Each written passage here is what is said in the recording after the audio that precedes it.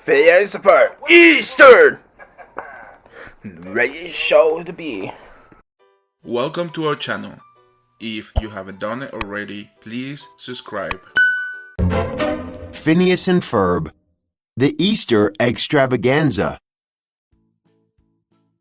Well, we're off to the antique store for our annual Easter Sale-a-Palooza, Phineas and Ferb's dad said as he waved goodbye to the boys and their friends. If Candace helps out this morning, can I count on you two for the afternoon shift? He asked his sons. Yes, you can, Phineas said. Good, Candace grumbled. I'm not missing dinner with Jeremy because you are building some Easter mobile. So, what are we going to do today? Asked Isabella. Well, there's always the excitement of the Danville Easter pageant, Baljeet suggested. That thing stinks like yesterday's cheese, Buford complained. It's for little kids. I have an idea, Phineas suggested. Why don't we put on our own high-octane, rock and roll Easter extravaganza in the backyard with music and fireworks and lots of candy? That sounds cool, Baljeet exclaimed. Perry can help us set up, Phineas said. Hey, where is Perry? Perry the platypus, now transformed as Agent P, had just arrived at Doofenshmirtz Evil Incorporated to confront his #1 enemy, Dr. Doofenshmirtz. The evil doctor was waiting for him. Happy Easter, Perry, he cried, pulling the lever. In an instant, the platypus was trapped in a giant Easter basket. Today, I have a very special scheme, Dr. Doofenshmirtz told Perry as he began to put on a bunny costume. I've noticed that everyone seems to really love the Easter bunny. You don't see that rabbit for 364 days of the year, but on this day, you welcome him with open arms. So now, I am going to dress like the Easter bunny to gain access to City Hall and then take over the tri-state area. Meanwhile, Candace was at the antique store waiting for customers to arrive. She couldn't believe she had to spend Easter in a boring store when she could be doing a million better things. And she just knew that her brothers were up to something. Just then, Candace's phone beeped. It was a text from one of her friends. Finally, something exciting, she exclaimed. In Phineas and Ferb's backyard, the crazy Easter extravaganza was now in full swing. Jeremy and his band rocked the stage while everyone danced and cheered. In your face, Danville Easter pageant, Buford yelled, throwing his hands in the air. A few minutes later, Isabella noticed two young kids who looked sad. They told her they were hoping for an appearance from the Easter bunny. Phineas, Isabella began, the kids are right. We can't have Easter without a bunny. I agree, Phineas said, and we don't want to disappoint the kids of Danville. Buford volunteered to look for an Easter bunny and left right away. But some of the little kids were losing hope, and they weren't satisfied with the Easter beaver. An idea Baljeet had come up with. I'm sorry, but we can't wait any longer, one of the kids' moms said. We have to go. Just wait a few more minutes, Isabella pleaded. In the center of town, Dr. Doofenshmirtz, now wearing a full bunny suit, was marching proudly towards City Hall. With Perry still trapped, there was nothing that could stop him now.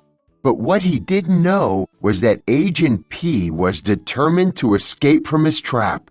He was not about to let Dr. Doofenshmirtz ruin Easter for everyone. The evil doctor had just reached City Hall when he was suddenly surrounded by tons of kids. Some wanted eggs, others wanted an autograph. One girl wanted to see him hop. I think I underestimated the demands of being a bunny on Easter, Dr. Doofenshmirtz groaned. Meanwhile, hiding in the shadows, Buford was ready to make his own demands of this bunny. Same time, Candace had just walked into her backyard and couldn't believe her eyes. The crowd, the noise, the weird guy on stilts. OMG, it was totally bust-worthy. But then she spotted Jeremy on stage. Busting would have to wait. Just then, Buford arrived backstage at the festival with the Easter bunny he had found. "Wait for your cue, fuzzball," Buford said. "I'm going to get a snow cone." "I'm trying to be a maniacal leader," Dr. Doofenshmirtz complained. "Not some lame kitty entertainer. I'm out of here." But before he could leave, Agent P dropped from the rafters to stop him.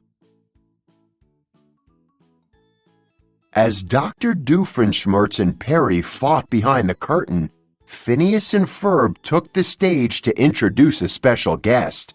Suddenly, Candace stormed up to them and held up her phone.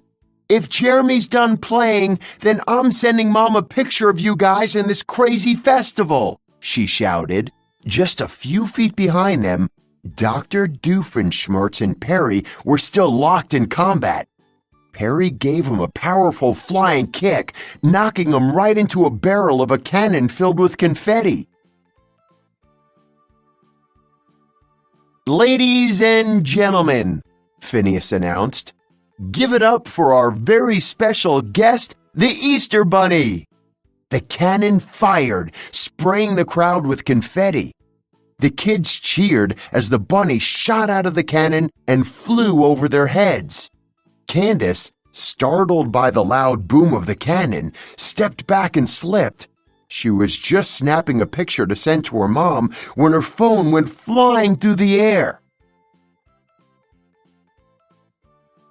At the antique shop, Candace's mom had just received a photo from her daughter's phone.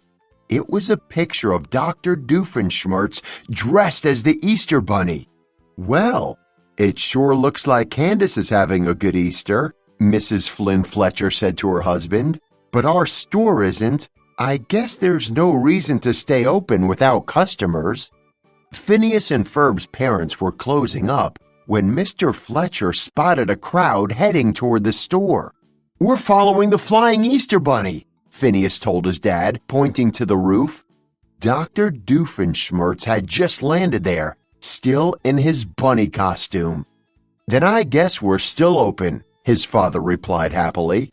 "Come on in, everyone." As the crowd headed inside, Perry waddled up to Phineas and Ferb. He had put on an adorable pair of bunny ears. "There you are, Perry," Phineas said. "Nice ears. Happy Easter." Thank you for watching our videos. If you haven't done it already, please subscribe. Here are some videos we thought you might like.